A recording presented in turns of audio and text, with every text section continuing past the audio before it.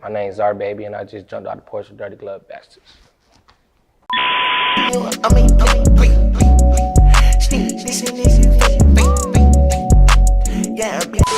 All right, so we got Zar Baby off the porch with us today. How you feeling today, man? I'm good. How y'all doing? I'm doing great, man. Yeah, I appreciate you coming by today too, man. Yeah, for sure. Yeah, man. So, where you from originally? You from Clayco? Yeah, I'm from Clayco. Grew up in like Stockbridge, Race area. So yeah, that's where I'm originally from. Okay. So what's life like down there in Clayco these days, man? Really just the suburbs, you know. Really depends on what part you stay in. Like some parts a little rougher than others, but where I stayed at really was like the suburbs. Like had one of the biggest houses in the block growing up. So like I was really like around like good people, like good vibes, good energy. I ain't really grow up like rough and nothing. Okay, that's what's up, man. So how would you describe your childhood, man? What were you up to? Chilling, like I just wanted to play sports. I just wanted to hoop, play football. I just really was sports, like grinding everyday sports. Every day I played middle school sports, high school sports, then I played a little college ball. So yeah, I was really into the sports for real. Okay. When did you first start playing? How old were you? I started playing sports when I was like 6. My dad signed me up for football. My mom was scared. She was like, nah, don't let him play no football. He gonna get hit, injured. My dad was like, nah, he need to be a man. So I started playing football around 6. And then I stopped playing when I was like 12. And then I started focusing on basketball heavy. Okay. You know what I'm saying? So, and that's what happened. So how good were you at basketball, man? I was good. I could have been like, if I had took it serious sooner, I would have been better, but I took it serious too late. I mean, granted, I still went to college, but I was good, but I could have been better if I like, you know, pushed myself a little harder. I really could have like went farther with it, but college, you know, that was really a compliment to me, get a scholarship to college, so I did that. Okay. What school did you go to? Oh, I went to this school called Nebraska Christian College. It's a little D2 NAIA school in Nebraska. Okay. So what was that experience like going up to Nebraska, far away from home, man? Man, that shit was like cold. It was like rainy days. It was never hot, cold. The basketball part was fun though. Like I played a lot of good schools, played a lot of D1 schools, D2 schools. So I played like everybody. But like as far as the school, that shit like was like just cold, and the people was like weird as hell. Like people was like weird. But like overall, like I wouldn't change a thing though. It was straight. Okay. So what position did you play? I was a point guard and shooting guard. Okay. Yeah. So what was you guys' records? How good were you guys? We was good. Like so it was the first year like the school had brought the like athletics back because they like a little old school. So it was the first year they brought the athletics back. We had like a little winning record. It was like 8 games positive or something like that. We was really straight. It was like a whole bunch of freshmen and like 2 juniors. We had no seniors on the team, so like we was like young, so we was straight though. We was hooping. Yeah. How many years did you do? Did you finish school there? Nah, I just did a year there. Okay. And then I was done. What'd you do? You came back home to Clayco? Nah, actually what happened was I transferred from that school. I had went to another school because me and the coach wanted to revive me like that. So I had went to another school, but I had to sit out, so I couldn't even play for real. So I was just like, you know what, I'm just done with this junk. So I'm just do something else. Oh, really? Yeah. Okay. So what'd you do when you came home? Came Focus on? Came home, I ain't gonna lie, I started working a little job for real. Started working at FedEx for a little while. That shit was horrible. Like, I don't recommend nobody work for them. I appreciate all the packages I be ordering and shit, but hell no, like that. I was working there, and then when I was working there, that junk was horrible, so I had quit. And when I quit, I was like, bro, I need to do something. So I really just picked up this music shit for real. Okay. How long have you been making music? Were you rapping before then? All right, so it's crazy. So when I was in school in Nebraska, I was my partner, who really low-key my manager though, but his name Chris Jackson. He was on the team with me. He was on the basketball team with me, and he was like, I should make a song or whatever.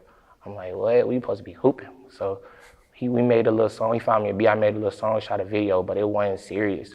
But then when I had came home, we had talked. I was like, bro, I might take this joint serious. Like for real, like yeah. So he was like, all right, bet, let's do it. So I came home and I just started really just taking it serious. But I've been rapping. I've been like taking this music stuff serious since like May 2020 last year. Okay. So fresh into it. Yeah, kind of fresh into it. Yeah. So were your family and your friends, were they supportive of you when you came out? Like, man, I'm going hard with this music, man. This is what I want to do. My mom had to warm up to it. You know, my friends was like, for real, you can do that? Because they used to me hooping, so they was like, you can do that. So, I mean, I guess now they really get the picture like, oh, it's serious now. Yeah. Yeah. Who were some of your favorite artists you were listening to when you were coming up? I really just got one favorite artist I was listening to mainly, Playboi Carti. Okay. Yeah.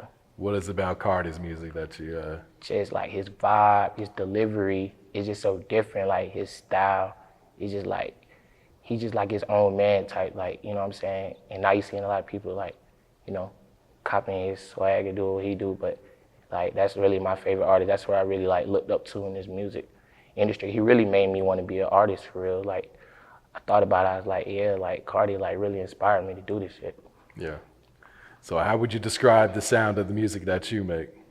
I have a unique sound. Like it's different, you know. Not too many people rap like me, you know what I'm saying.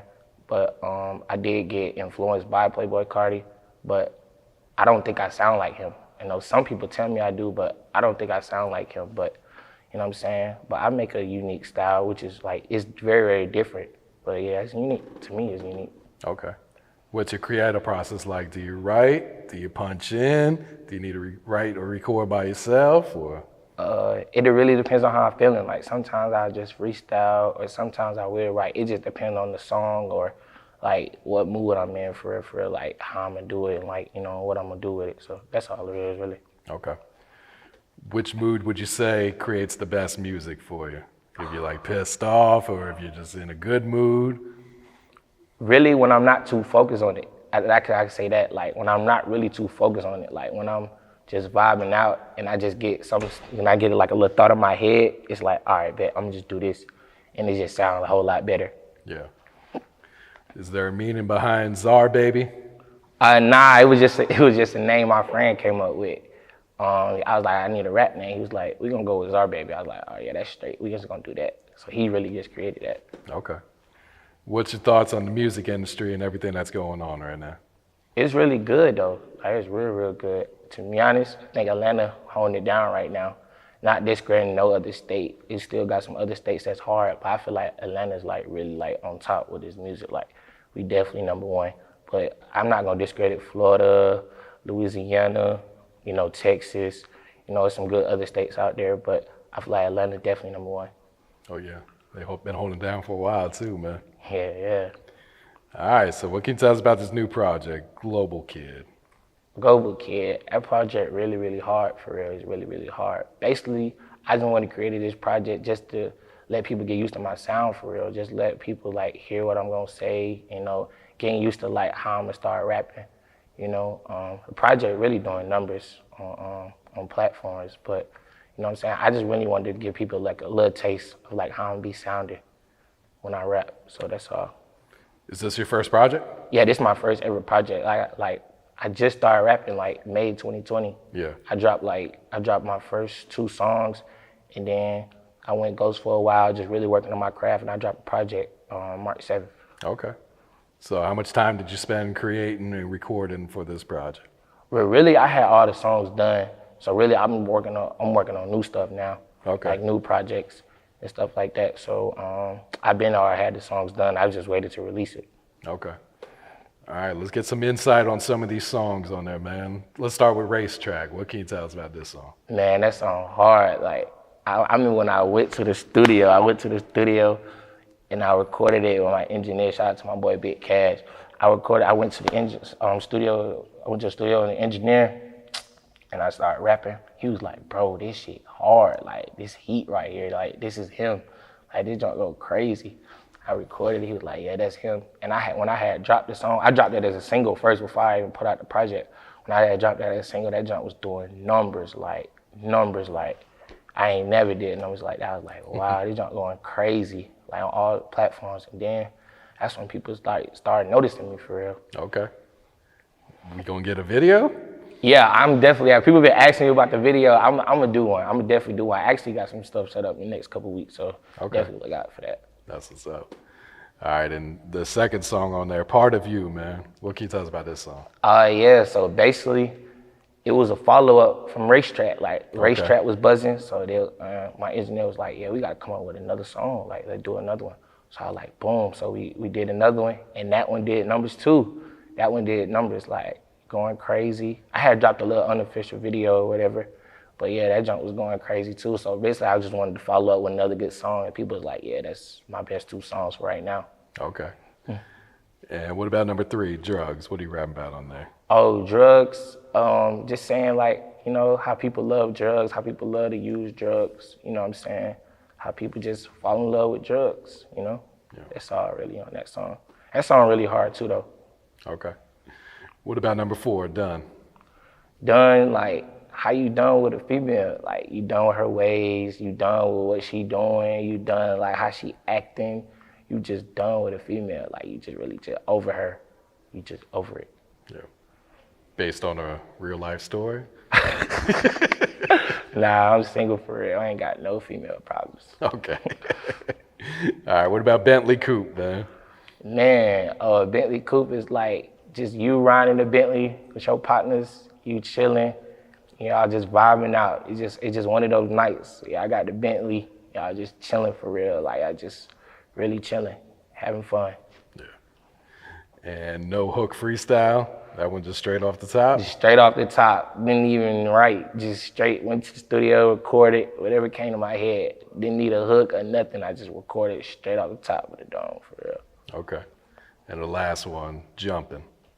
Oh, jumping, like, you going crazy. You just out, you at the club, you wilding, like, you going crazy. Like, you having fun, you partying, like, you just going stupid. Like, you just having a whole bunch of fun, for real, at the club.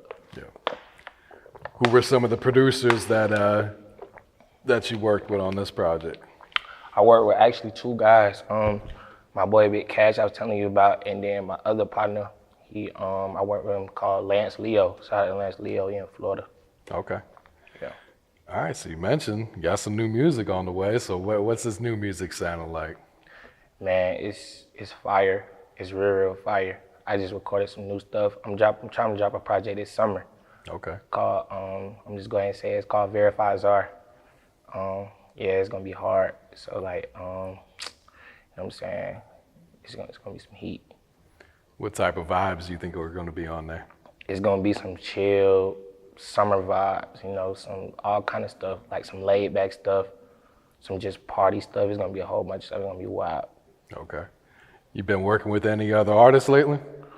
Nah, I have worked with a couple artists actually. I worked with my boy A. Buddhist. He lives in New York. I've been working with him.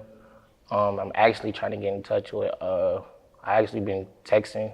We've been texting. We've been talking to my boy Skywater. I'm trying to do something with him. Okay. And independent artist, man. Talk to us about the grind that comes with being an independent artist, man. Having to do everything yourself. It's a grind for real. Like, you really got to get it out the mud. Like, you doing everything by yourself. No label. Your money invested into it. You doing everything by yourself. It's a good feeling. It's a great feeling when you do it by yourself. It's really a great feeling because it's showing you how to work by yourself before you can start working with other people. So it's a really good feeling. What would you say is some of the biggest challenges of being an independent artist? Really just showing your music to new people by yourself every day. I think that's the biggest challenge. Like, you always want to have somebody new every day. You listen to your music every day. Somebody new. So I think that's the biggest challenge, like putting your content in front of new people every day. I think that's the biggest challenge, in my opinion. Okay, yeah. Are you interested in signing with another label? Very interested. It's a couple people that I've talked to before. I've talked to a couple labels before, but me, personally, I do want to sign, but when the time is right, like, there's no rush on that, you know what I'm saying? So I'm gonna still stick it out independently until, you know, the right phone call or the right opportunity presents to me, so, yeah. Okay, I got you. What else you working on? What else is coming up for you? Just more music videos, new music, more interviews like this one, you know, just vibes for real. Trying to get out there, trying to be one of the biggest, you know, trying to get seen by more people, always. Yeah. Any last words, any shout outs before we wrap it up? Just shout out to everybody who love me, who support me, who love my music, you know what I'm saying, who been rocking with me, and to my future supporters, love y'all.